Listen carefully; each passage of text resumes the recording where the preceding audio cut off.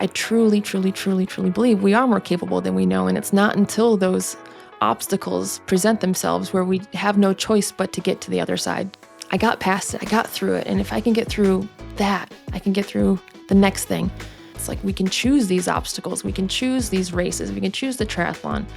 You can choose Leadville or Unbound or whatever monumental physical challenge, whether it's a 5K, right? 1 mile.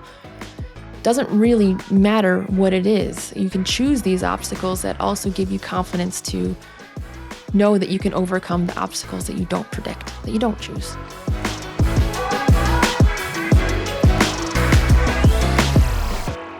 Joining us in the studio today is an American athlete, a doctor of physical therapy, athletic trainer, coach, Team USA Paralympian with gold, 2 silver, and bronze medals, 11-time world champion, and pioneering paracycling off-road competitor. Please welcome Dr. Meg Fisher. Meg, so good to see you. Oh, it's a privilege to be here and to see you. Thank you. That's a big introduction. I mean, those are some major accomplishments, right? Thank you. It's pretty surreal. It's pretty cool. Meg, thank you so much for having being our guest on the show. There's a ton of listeners that wrote in and were like, "Hey, can you get Meg on the show?" And so we're super excited and flattered and honored that you're here with us today. Oh, well, thanks to everyone who wrote in. I'm a huge fan of you and SRAM and thank you. Yeah. Meg, where are you calling in from today? Where are you in the world? Right now, I am in balmy Missoula, Montana. We woke up to a couple inches of fresh powder and it's been snowing all day. Yesterday it was -7. Today, like I said, it's balmy. It's a +10. Hooray. Oh, I'm in Chicago and it was 1 this morning. I used to live in Chicago. I spent my high school years there, and I have never been colder than when I lived in Chicago. Where were you in Chicago when you lived here? I lived about 18 miles southwest of the city in a little suburb. Well, not so little. Hinsdale. It's yeah. I can see the lights of Chicago at all times. Yeah. What the heck were you doing in Chicago? Or how old were you? So originally I was born in Canada, and so I like to tell people I'm incredibly nice, but and I speak fluent Canadian as well as deep dish pizza. So I ended up in Chicago because my mom's a Chicagoan, which makes me a 5th-generation Cubby. And my parents split, and my dad stayed in Canada, and my mom moved back to Chicagoland. You were born in Canada, but then moved to Chicago. Yes, true. Yep. Got it. Before your parents split, well, even after they split, what did your parents do when you were growing up? Ooh. So my dad, he grew up on a little farm in a small town called Rocky Mountain House, Alberta. It's north of Banff, kind of along that Rocky Mountain front. And so we had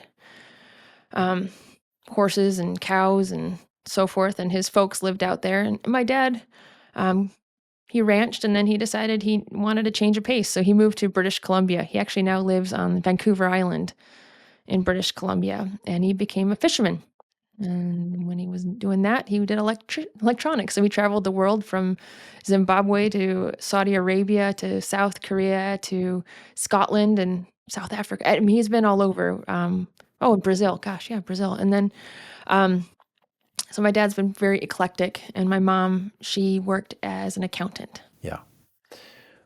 When you were growing up, what kinds of things were you into, either athletically or musically or education-wise? When I was a kid, I got to spend my growing up years either playing cowgirl, chasing cows, and my mom and my dad were both very athletic. My dad was a hockey player. My mom was a tennis player. Like, she was on the Title IX council at Hinsdale Central High School outside Chicago and really pushed women's participation in sports. Like, she was scheduled to play against Billie Jean King when she went around on her Wow. women's equality tour. So my mom was really at the heart of that. And both of my parents fostered athletics in me. I was a shy kid. You wouldn't know it now, but I was a very shy kid. And so to make friends, I used sports and my teammates as a way of social interaction. Again, you wouldn't know I was shy. I had a really bad traumatic brain injury, which means I can't shut up now. That's a whole nother story. So yeah, sports was super foundational, and socialization and community. I loved it. I played tennis, softball, and basketball all the way through high school. But no hockey.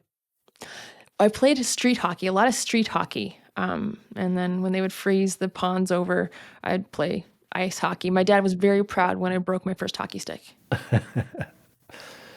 So I noticed you didn't say cycling in those early years. We're not going to talk about cycling just quite yet then.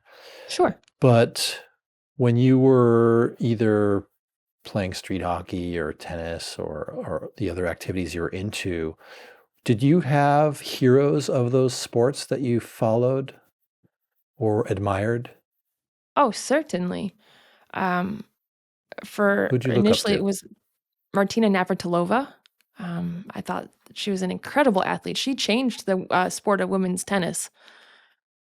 She made it much more athletic and aggressive, and her serve and volley and her single-handed backhand. She was an incredible athlete, and she's been able to stay relevant in sport and in society, and has done so much good in our world. I mean, of course, Billie Jean King, right? I mean, she was kind of the generation that I didn't get to watch as much, but I saw her on some tennis tours. And so tennis really was my sport. I started playing when I was 3.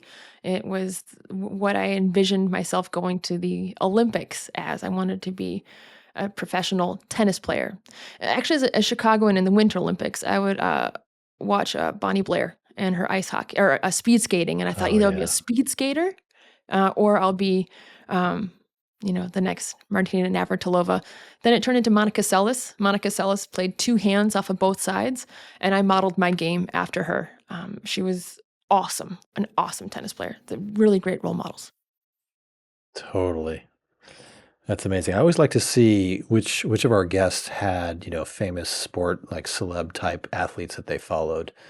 Um, it's really interesting to see who they pick and who they follow, and if somehow later in their life they emulate some of those behaviors too. Oh, I think sport is just a boiled down slice of humanity that just it gets a lot of attention, but so much of life is reflected in sport.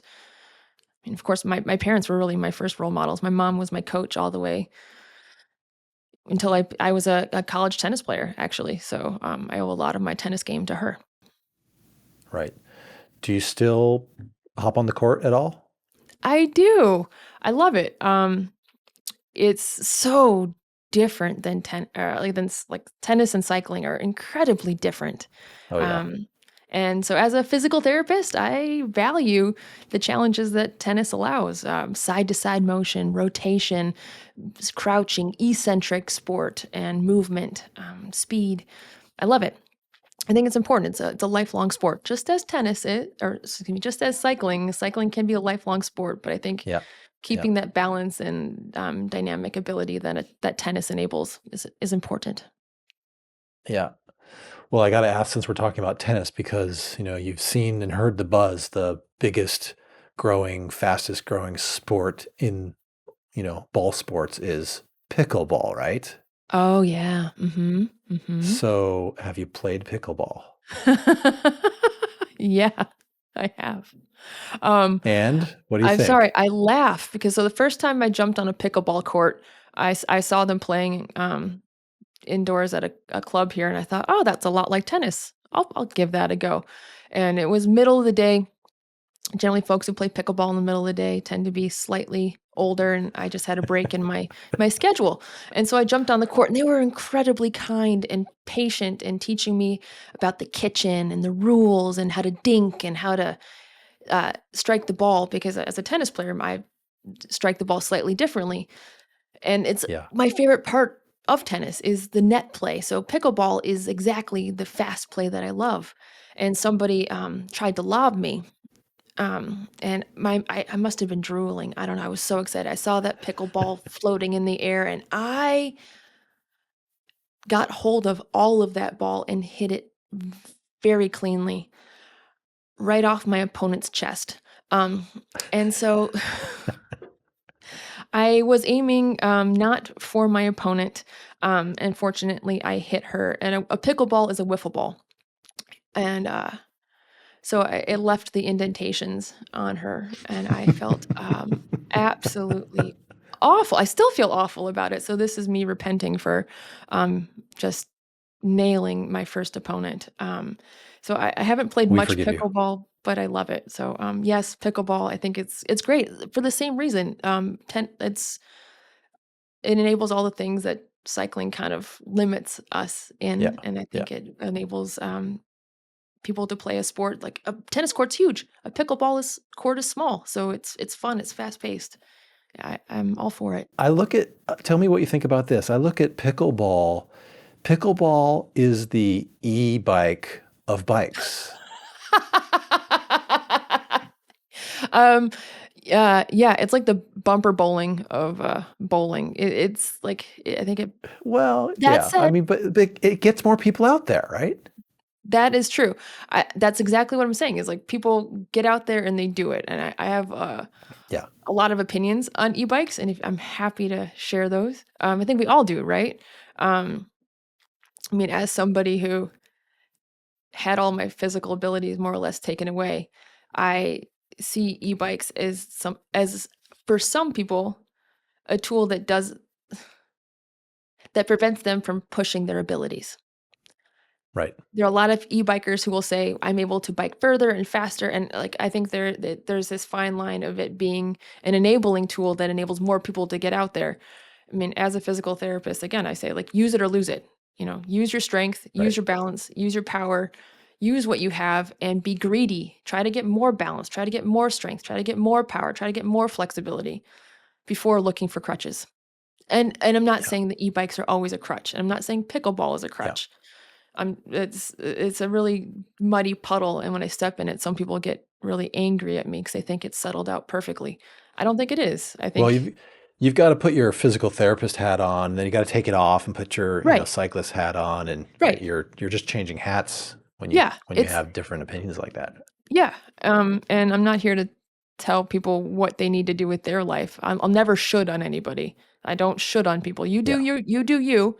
If you want my opinion, I'll give it to you, and I'll give you my reasons why, and they may not align with yours. All right, Meg, we're going to switch gears, or change gears as the show's titled, I love it. and talk about the this or that round, the speed round. Love it. I'm going to throw 20 different comparable items at you, and you just tell me which one you prefer. This is our psych eval portion of I the love show. it. Thank you. Yes. Rorschach test. Okay, Go. ready? You ready? Pancakes or waffles? Waffles. Beer or wine? Neither. I don't drink. Coffee or tea? Coffee. Tacos or burritos? Burrito. Spicy or mild? Spicy. Cold weather or hot weather? Hot. Rain or snow? Rain. The mountains or the beach? Mountains. Big cities or quiet suburbs? Quiet suburb. Cars or trucks? SUV. That's not an option. Car. Yeah, you can say whatever you want. I mean, fill in the blank is always an I don't know option. why that was so hard. Pavement or dirt? Dirt. Gloves or gloveless? Gloves. Clipped in or flat pedals? Clipped in. Low pressure in your tires or high pressure in your tires? High pressure. Fix it yourself or take it to a mechanic? Take it to a mechanic. Dogs or cats? Both. And I think you have a bunch of dogs, right? Or do you have I a have bunch of one both? dog and one cat. Living together? They live together. The one-eyed cat and the young pup. They've got some karma. They're good. That's awesome. We go for walks together. We walk around the block together. Cat doesn't have a leash. He Awesome. walks himself. He does parkour along the way. He'll jump in trees, duck under bushes. He's rad. What are your pets' names? Cy is the one-eyed cat, which is short for Cyclops. He's aggressively affectionate. Nice. And then I have Pax. He's a 2.5-year-old cattle dog mix. Love it.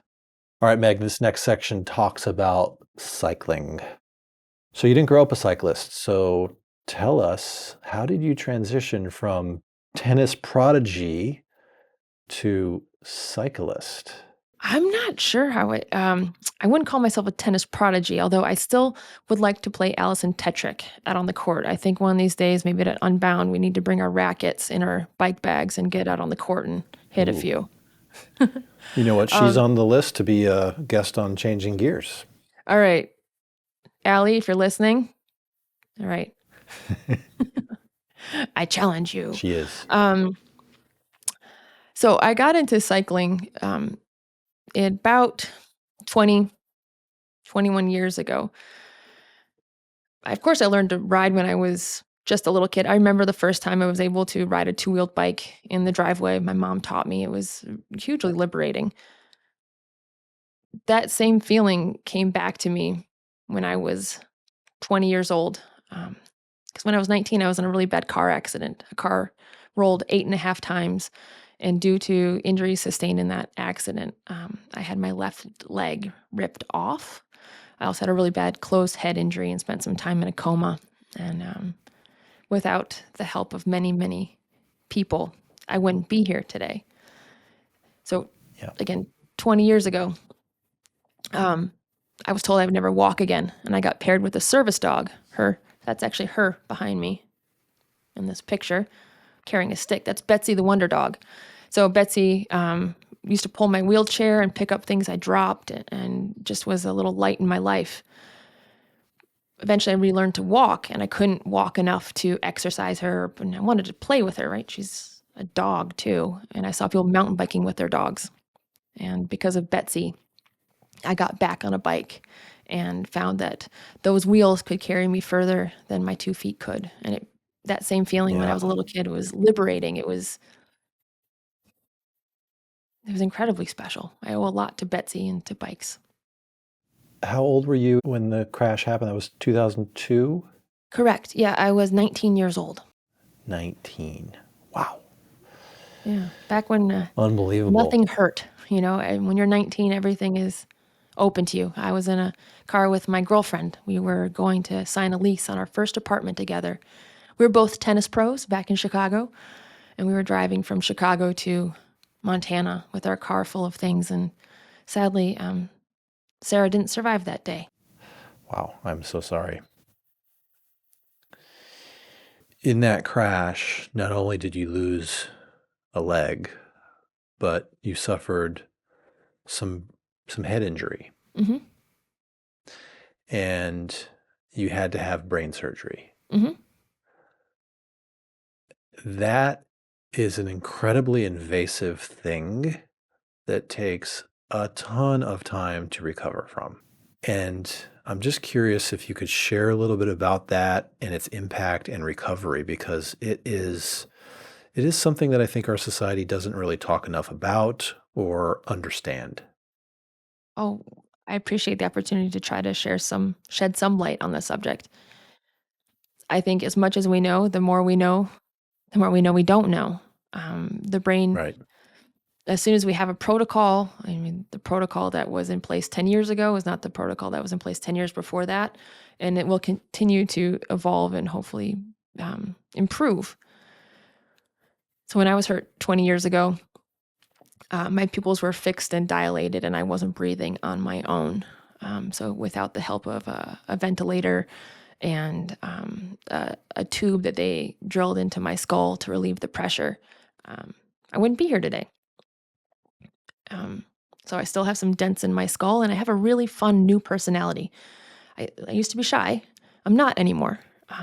Your personality is up in the frontal lobe. That's why humans have great big frontal lobes, because we have these really dynamic personalities.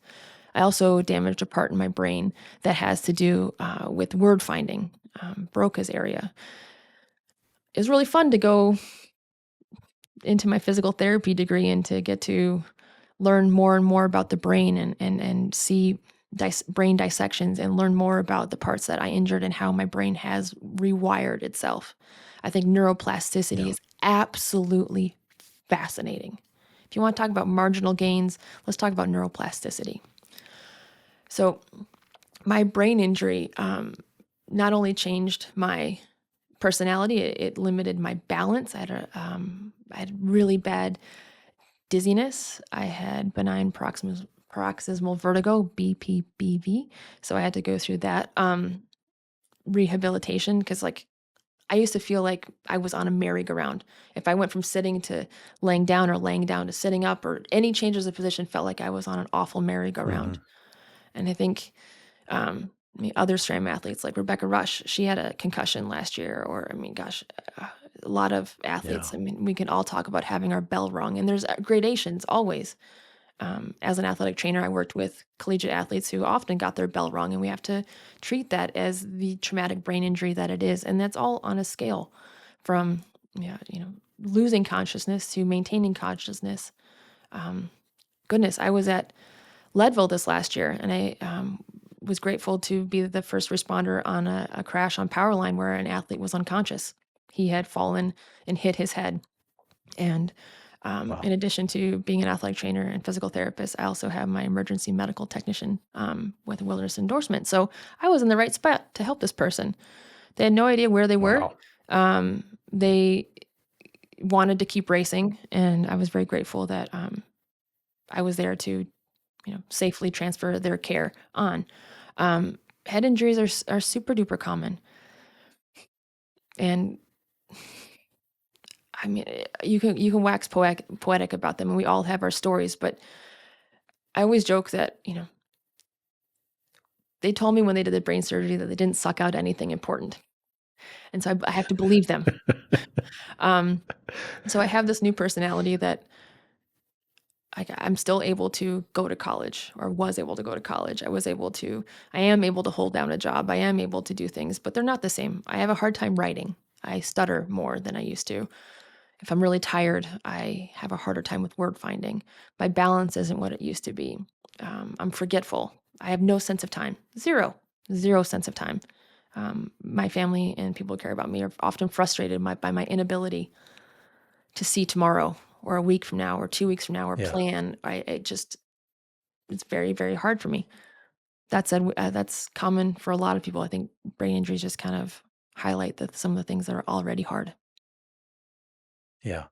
How soon after the surgery were you able to I don't even know what the how to even phrase this, but to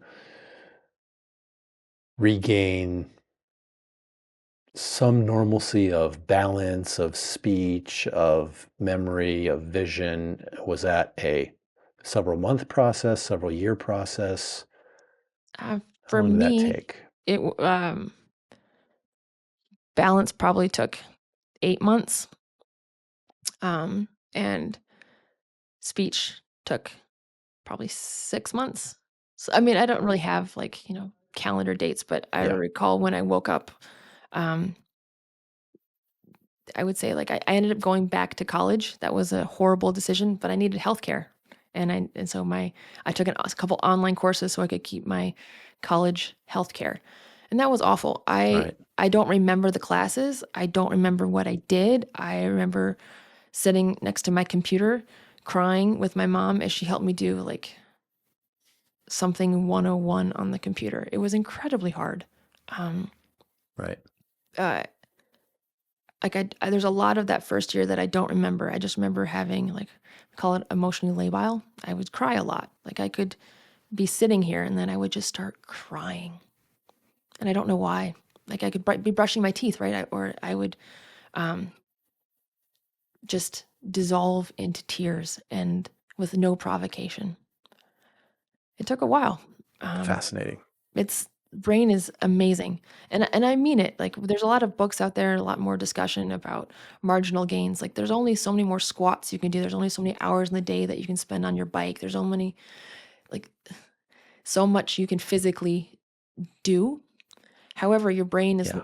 relatively limitless. So you can practice all that visualization. There's a lot of research studies with free throws and success of people who physically do the free throws or visually practice doing the free throws. And that's like for some people that we don't live near next to velodromes with start gates. Like you can do all that visualization and practice. And so the marginal gains that Team GB really, I would say they pioneered that, but drew a lot of attention to. I mean, you can do that on your Wow. own.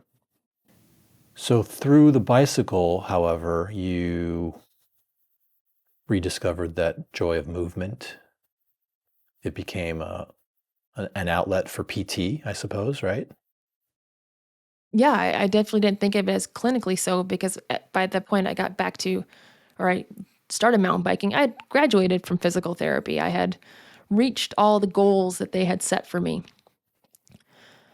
and I wanted more. I live in Missoula, Montana, so I saw people biking.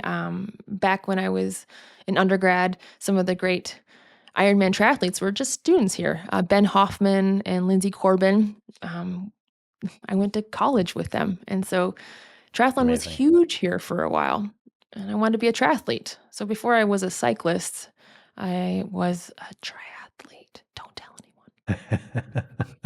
You don't have to whisper. We I we know love some all people forms I of got made athlete. fun of on the national team.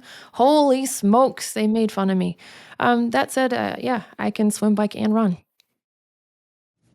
When's the last time you did a triathlon? Hmm, probably 2012. I think I or 2011, I double dipped. Yeah, that was 20 because there were years I raced on the national cycling team as well as the national triathlon team. And so I would Oh, cool. finish the world championships of the paracycling, and then I would go over and race ITU world championships. And generally my time trialing was good enough that I could swim well, and then I would time trial away from everybody, and then I'd hold on for the run. So I was the first female challenge athlete to ever do a Xterra off-road triathlon, and I'm not sure how many people have done that since. I haven't done an Xterra since I think 2010. They're great. They're great fun. That is so awesome. It took me 51 years to do a triathlon, but I finally did one a couple years ago. Oh, congratulations. I think we often hold triathletes and triathlons as really huge challenges. When I was laying in a hospital bed, I remember thinking like, I'll never be able to do that. Because before, when I had two legs, I thought, I'm not strong enough to be a triathlete. I'm a tennis player. Like, who Yeah. am I? And then not until, I had brain surgery and was using a prosthetic leg to get around did I think, I am going to sign up for a triathlon. So I did my first triathlon 11 months after I lost my leg the second time because I was lucky enough to have two surgeries to amputate my leg. Oh, Jesus.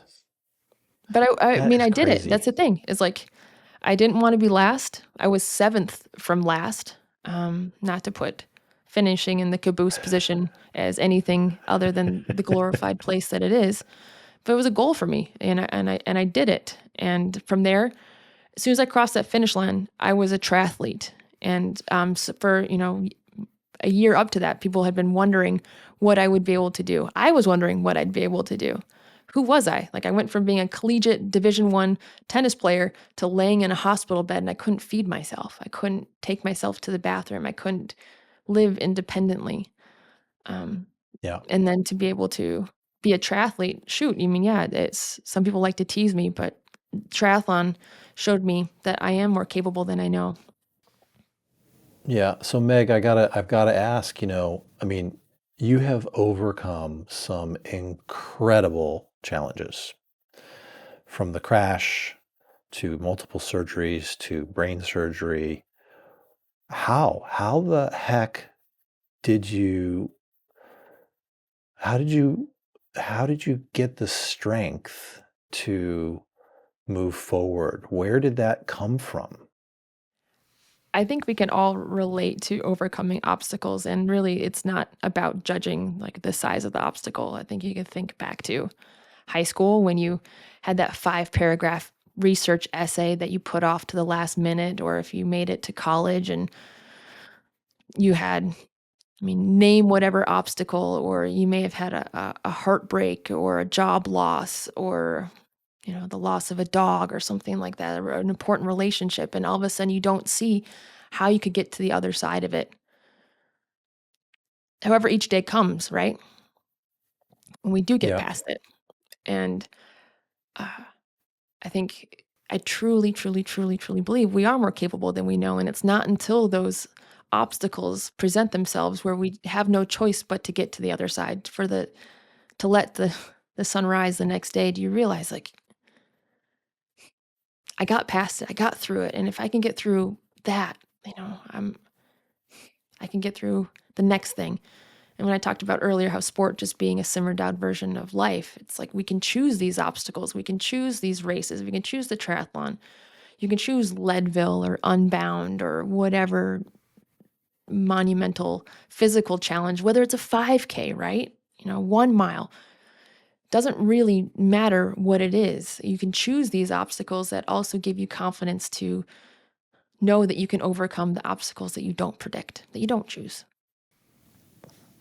Is it fair to say also that your parents instilled a certain sense of achievement and values in you at an early age, and they instilled in you that keep going, never give up, don't quit, try, if it doesn't work, try a different way?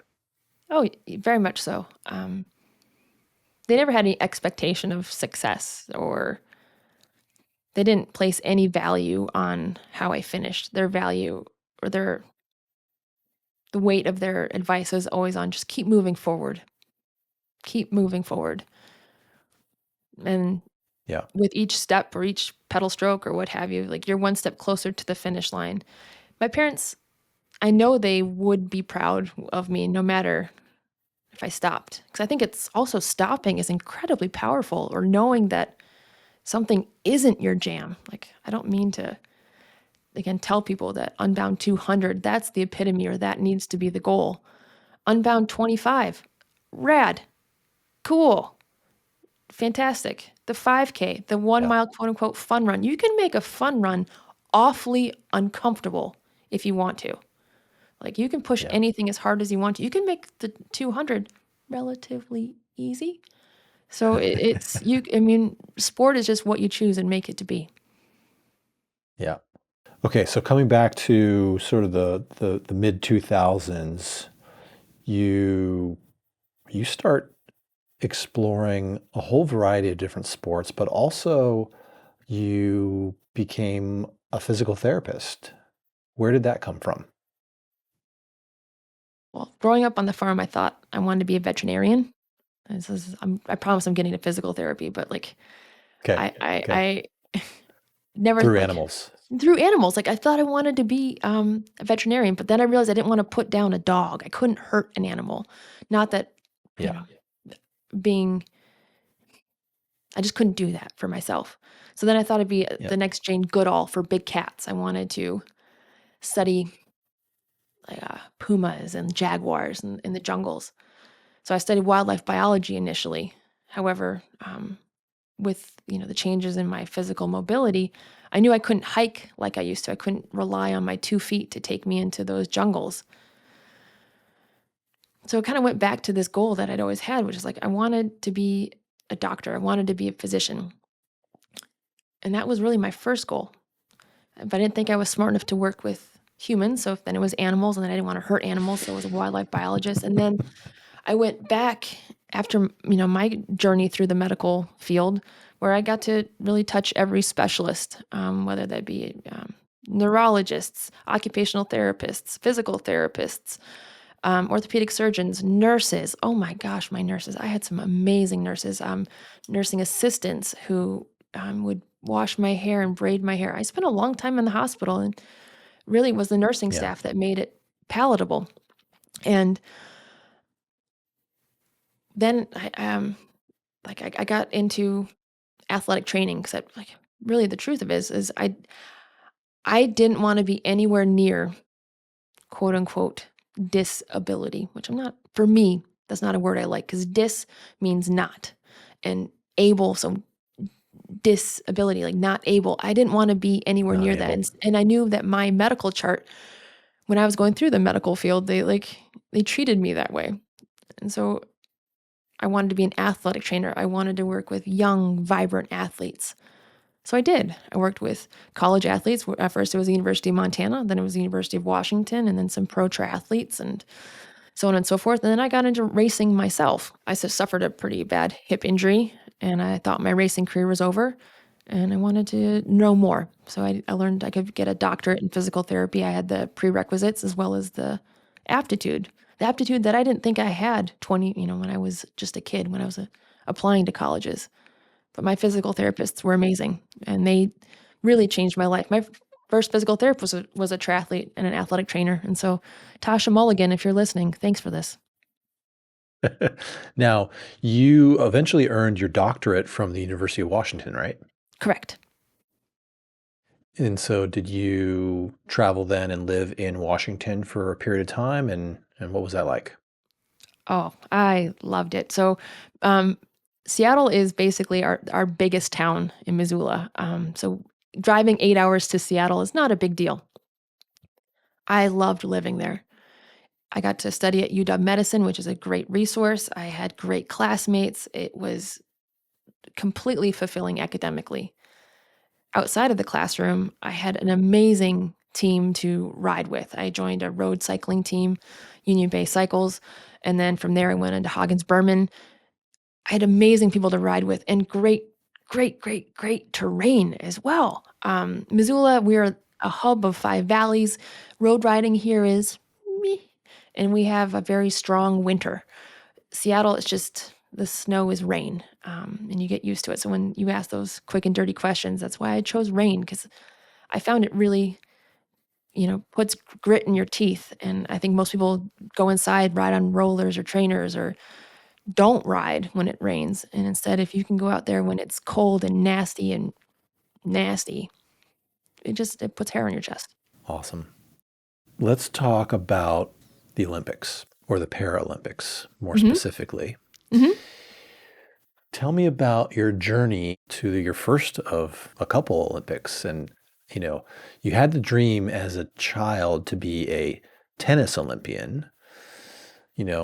Through course of events, you end up being a cyclist, you get pretty good at it, and you shift into wanting to become a cycling para-Olympian. What was that journey like? How'd you get there? When did that switch flip?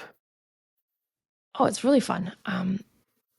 At first, I didn't really know what the Paralympics was. So 20 years ago, I didn't give the Paralympics the respect they deserve. Nowadays, NBC Sports shows more and more Paralympic hours, and so people are able to see the Paralympians in all their athletic glory and the competition and see the weight of it. Initially, I thought the Paralympics was somehow less than. The prefix para is Greek, and it means alongside or next to. So the Paralympics follows 2 weeks after the Olympics in the same venues, many of the same sports. There are some sports that are specific to the Paralympics. However, there's a few. Like I said, I didn't think I was, quote unquote, disabled enough to be a Paralympian, because there's nobody here in Missoula, Montana that looks like me. It turns out 15% of the world's population lives with some form of physical impairment. And that's according to a World Health Organization study that came out last fall. So there are a lot of people who use wheelchairs as a tool for mobility, prosthetics, orthotics, use seeing eye dogs or canes, or have visual impairments, it's a wide list of qualifying impairments for the Paralympics. Anyway, your question was, what got me into that was I did a 24-hour mountain bike race. And there actually was somebody who looked like me there. It was Sam Cavanaugh, and he was racing on the paracycling team. I was in awe of Sam because I hadn't seen anybody who looked like me ride a bike and ride a bike quickly. At that race, I placed 3rd overall. I raced solo, and I won the women's division and, again, placed 3rd. I actually beat Sam. Doesn't matter that he fell and dislocated his shoulder. Okay, I don't care. I still beat Sam. Okay, no doubt he would have. Oh yeah, you got to take it. You take a win where that's what racing is. Poor guy Sam. Sorry, but Sam he saw some potential in me too, and he introduced me to the Paralympic coaching. They brought me to some development camps and said, if you get off your mountain bike, you could be a pretty okay road cyclist, because there is no para mountain biking. There is no para Right. mountain biking in the Paralympics. Not even in USA Right. Cycling, nowhere else in any of the national governing bodies around the world is there para mountain biking. Well, not yet. So, yeah, I'm hoping someday. I'm Maybe leaning on them soon. for that. Do you think we can make it happen for Paris 2024? Not for Mountain Paris biking in the 2024. Paralympics? Um, there's a LA? lot of infrastructure that has to happen, unfortunately and fortunately. And it's not just in the US. It has to be something, there have to be a number of nations represented for a sport to be added Yeah. to the Olympics or the Paralympics. Kind of why like softball didn't quite last as long in the Olympics is partly because the US has a really strong softball team and that's not reflected internationally. So we just need to make sure that the infrastructure is something that is replicable and something that's interesting and athletes around the globe can see themselves um, exploring and redefining their abilities as they see fit. Right. So your first Olympics was London, is that right? Yes. Yeah. London 2012. Which was years before you graduated from Washington, right? It was like right in the middle. Oh my gosh, that was stressful. I moved one of my clinicals to Colorado Springs so that I could see patients during the day. And I was living at the Olympic Training Center. I would ride my bike to a PT clinic, and then I would see patients and do my best to learn and serve. And then I would ride my bike back to Olympic Training Center. I would turn the Olympics on because they were on. And then I would set my trainer up because I couldn't, it was dark by that time. And then I would ride my trainer, do my workout, go to bed. And I would wake up before the cafeteria opened so that I could make a sandwich and have some oatmeal and then ride my bike across town, work, train. And then they were nice enough to give me blocks where I would, during that time, would go to LA for, like a velodrome camp, or and then they let me go to London, and then I came back from London, saw patients, and then from there again I went to the White House visit, came back, saw patients, and then went back to Seattle to finish my last year of PT school. It was bananas. Wow. Anyone ever call you an overachiever? Not yet. You're the first. Well, I didn't say it. I was just wondering if anyone had ever called you Nope, that. nope, nope, nope. And I don't mean to put words in your mouth. Thank you. You're incredible. I mean, you are incredible. So My London mom would call me 2012 stubborn. or persistent? Yeah, yeah. I don't think stubborn's a bad thing. Yeah, I love it. Like I don't give No, up. I think persistent is just the positive word for stubborn. Oh yes, yeah, yeah. My cycling coaches call me a bulldog. I'm not very big, but I don't let go. Yeah, yeah, yeah. So 2012, and what was the for our listeners? I've already done my research, but for our listeners, what event in the Paralympics in 2012 did you participate in, and how did you place? So on the first day of the games is the 3K pursuit. So I qualified second in the morning round, so which meant I got to race for the gold, silver in the afternoon, and this here is that silver medal. No way. Yeah, look at that. Ta-da. It was pretty cool. I won this and thought I am never taking this off, and so I wore it around the village. And believe it or not, this is really heavy, and it Yeah. like hurt my neck. And so I'm like, how could I have like raced well but not be able to wear my medal? So day one was the 3K pursuit. A couple days later, it was followed by the 500-meter time trial. I'm not a sprinter, so I did the best I could. And then transitioned into the road races where I raced in the road time trial where I won a gold. This is this one. Right I there. just have to interrupt. So to all the listeners that are listening on audio only format, because this is on video Oh, and yeah. audio, Meg is holding up her actual Olympic medals, which is pretty awesome. Thank you. Yeah, sorry for listeners. Yeah, I have my medals here. What's really cool is that they have braille on them, so they're accessible to people with visual impairments, and they're really heavy. And the gold one does not have any chocolate in it. I checked. You bit into it and I it's did. not chocolate. There's no chocolate. I also raced in the road race.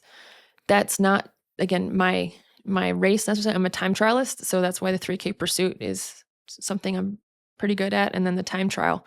And then in the road race, it's my duty to work for my teammates, and that's just a huge privilege to Yeah. get to do. So for a very short time, I was winning the road race. I just have nothing to show for it. You did your pull. You did I your did my job. job. Yep. Yeah. Nope. I know my place, and I was very happy. Okay, so you wrap up the 2012 Olympics and you think, oh, you know what? I just did one. I think I'll shoot for 2016, right? Yeah, 2012 was awesome. I finished that and went back and I ended up getting engaged after the games and went across, took the channel across and got engaged at sunset at the Eiffel Tower. So when I Amazing. came back for the White House visit, I got to show Michelle Obama my gold medal and my diamond ring. It was a pretty special week. I owe a That is lot so to cool. my partner at the time. Our relationship hasn't stood the test of time. It was great while it lasted, and I owe a lot of gratitude for how they supported me and enabled me to make another push for the games. And so I did make it back for Rio in 2016. It was another incredible experience. And how'd you fare at Rio? Rio was harder. Again, that relationship ended up ending like a week or two before I left for team camp. And so I went to Rio as a pretty heartbroken kid. And I think a lot of people, again, we talk about those losses or obstacles that we have in our life. And I think changes in relationships, even if they are needed or good or necessary, doesn't make them any less hard. So my Rio experience was tainted by a broken heart. And that's what really pushed me for the bronze medal in the 3K pursuit. I didn't have a great morning qualifying run. I qualified in 4th position. So that meant I got to race for the bronze medal nothing round, Right. the 3rd, 4th round. And you can actually watch this on YouTube. It's the most exciting 3K you might actually watch. Yeah, I know they're like watching paint dry. Okay, believe me, look it up. It's like, but I was Yeah, we'll look losing. it up. I was losing significantly to a really talented New Zealand rider. And I won the race in the last 250 meters. My coach, Mike Creed, let me know that I was losing the whole race. And I didn't go that far to not come away with something. I didn't lose so much in my life to not also have a medal. And we can argue like what are medals, racing for the objective goal, if that is what's more meaningful. But I was very, Yeah. very, very proud of that bronze medal to come away with that. Hey, the way I look at it, now you got one or more of each, and you Yeah. just wanted the full set. Yeah, I got the full set. I ended up getting an upper respiratory infection midway through. Oh, perfect. So I was sequestered from the team. I ended up being like a little princess. We were in these tall apartment complexes. And so I got put up on like the 14th floor in an apartment all by myself. I couldn't eat with anybody. I wasn't allowed to be around anybody. And so again, I was a heartbreaking, lonely little puppy up there and with a sore throat and a Wow. fever. And I showed up for the time trial but that's my race. That's my distance. That's my specialty. And it was 2 Yeah. laps of the course down by the ocean. And I came in, I think my first lap, had me in 4th position. And my second lap was the fastest lap of the day, which was fast enough to bump me up to the silver medal position. So I'm incredibly proud of that medal. And my teammate, she got the gold. So we still got to hear the national anthem. Amazing.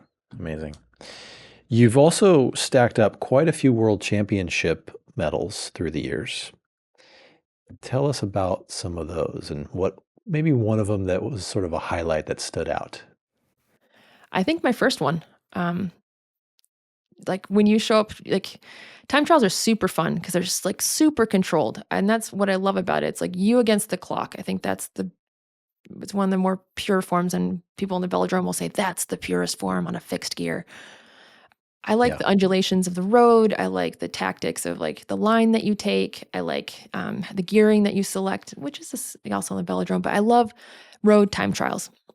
The temperature is always different. And I love it when it's hot. I love it when there's a climb. So my first time trial, like you get warmed up, you have a, And a where swan. was it? It Where was in was it? Baie-Comeau, Quebec, Canada. I think it was like Okay. 2009. And like you take your watches off, like you have handlers. You have a soigneur, you have a mechanic, you have somebody watching the clock, and then they roll you up to the start house. Little did I know that, and this is like, it sounds like I'm placing blame, but like somehow the timing got all messed up. So I actually showed Hmm. up, rolled up to my time, and I didn't understand why the commissaire was just like, go, go, go, go. Because usually they hold you and they do a little time countdown, and then you roll off. And I had no idea why. It was an American commissaire, it was Dottie, and she was just like, go. And I'm like, ah. So I just start riding, and I have no idea what just happened. So I started my first UCI World Championship time trial late, and I had no idea, and I ended up winning that race. I was definitely the black horse, and I raced from, yes, a place of joy, but also absolute fear because I had no idea what I was doing. That's incredible. And then over time, after winning that one, 10 more for Yeah, I 11 wasn't the total, black horse right? anymore. No, No, no, people know who I no, there was. was definitely a target on your back. Yes. Oh, and I love it. I think, I think as cyclists, we find that joy in discomfort, and I love it. I love seeing what I can do. I love seeing, yeah, not to be redundant, seeing what I can do. I often tell myself as a kind of a pump up is like, I know I can hurt more than anybody else. I, Yeah. I can do that. I know I can be uncomfortable. I want it to be hot. I want it to be uphill. I want it to be windy. I want it to be awful. Please let it rain. Please let it just, Yeah. the more uncomfortable, the better, because I know I can do it. Meg, you are truly an inspiration. Now let's fast forward to sort of, modern day today. You are a licensed physical therapist. You have your doctorate in physical therapy. You work to help others who may or may not have come from similar backgrounds as you. Tell us a little bit about what you do today professionally off the bike. Oh, so off the bike, I have my own physical therapy clinic here in town where I see patients of all varieties. I also I enjoy working with older individuals, and I maybe call it resilience training, talking about fall prevention. And we're all athletes of life, truly. It's a sport of life. Gravity never lets go of us. So I enjoy teaching people. And then outside of physical therapy and outside of the training I do for my cycling, I advocate for para categories in gravel and mountain bike races. And there's also some philanthropic organizations that you're pretty deeply connected to and help and advise and mentor, right? I mean, I'm thinking of organizations like Range of Motion or the Oh, Prosthetic yes. Research Yeah. Group. Oh, yeah. Tell us a little bit about those. Oh, this is fun. So the Range of Motion Project was actually started in Chicago as well. So Range of Motion Project, or ROMP, is a nonprofit that provides prostheses to individuals in third world countries where access to healthcare is limited. Because truly, people who rely on prosthetics or orthotics are only as limited by their ability to access those devices. So twice I've gone down to Ecuador, and with two teams of athletes, we've summited Cotopaxi, which is this amazing stratovolcano right along the equator. It's Mm, tremendous. It's very high up in the air as well. And I've yeah, only been able to summit that because of the prosthetic that I have. And we take a team of athletes who use prostheses, as well as some able-bodied athletes as well, and demonstrate that, again, we are more capable than we know. And through our access to appropriate healthcare, we're able to do magnificent things that can be yeah, translated across the board. I mean, having access to healthcare is, I think, a fundamental right. yeah. How big of a challenge or issue is access to prosthetics in the United States or North America? I'd say it's, compared to other countries, we are incredibly fortunate. It's always easy to pick on what's not good or what's not perfect yet. And I have yet to know a healthcare system that has nailed it perfectly. Again, having family in Canada, which is very much that socialized healthcare versus private healthcare we have in the States, we haven't, no culture has perfected it yet.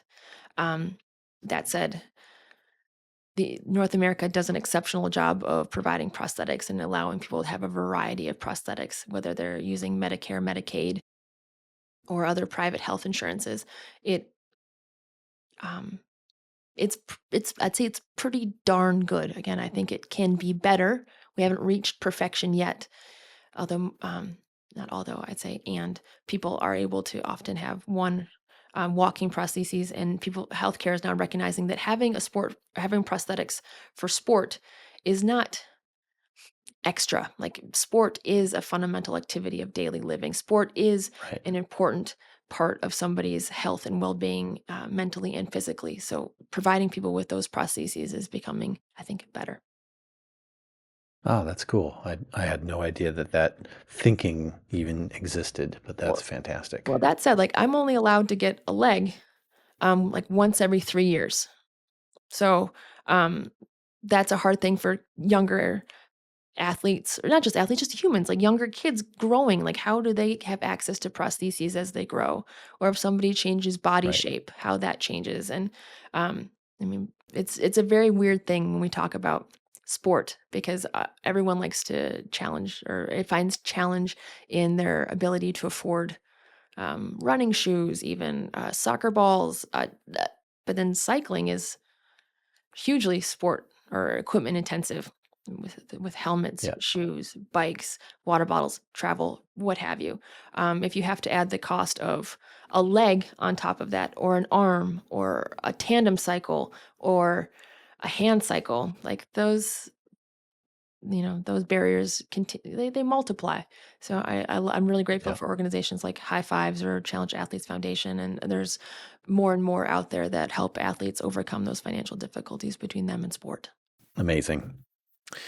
Meg, we are just about out of time, but I do have one last question, which is back to on the bike. What is next for you on the bike? Do you have a event or a goal or a Yeah. challenge that you're looking for, aside from challenging Allie to a A tennis tennis match? match. Well, I get to meet up with some other folks in this family at 24 Hours of Old Pueblo in Tucson. So I'll be riding Oh, with nice. Laura King as my teammate. Alex Howes and Ted King will also be there racing a duo. And like I said, it was minus 10 here yesterday, and it's a balmy 10 above. I'm very much looking forward to 24 hours in the desert with Laura. Awesome. Well, good luck. Although after that, I'm going up to Alaska for a fat bike race. So it's summer, winter. Anyway, long story short, Are you gonna do the Alaska one with Rebecca?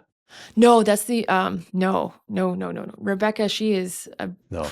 I'm just gonna do the tour of Anchorage, which is the 50K. Just the I 50K. did the yeah, I was lucky enough to do Fat Pursuit with Rebecca earlier this month. Cool. Well, Meg, again, you are awesome. You're an inspiration. I'm honored to have spent this time with you, and you're just great. Oh, you're a generous and kind interviewer. Thank you for this opportunity. I hope that our paths cross in real life and we get to ride together. They will. They will. I can guarantee it. Awesome.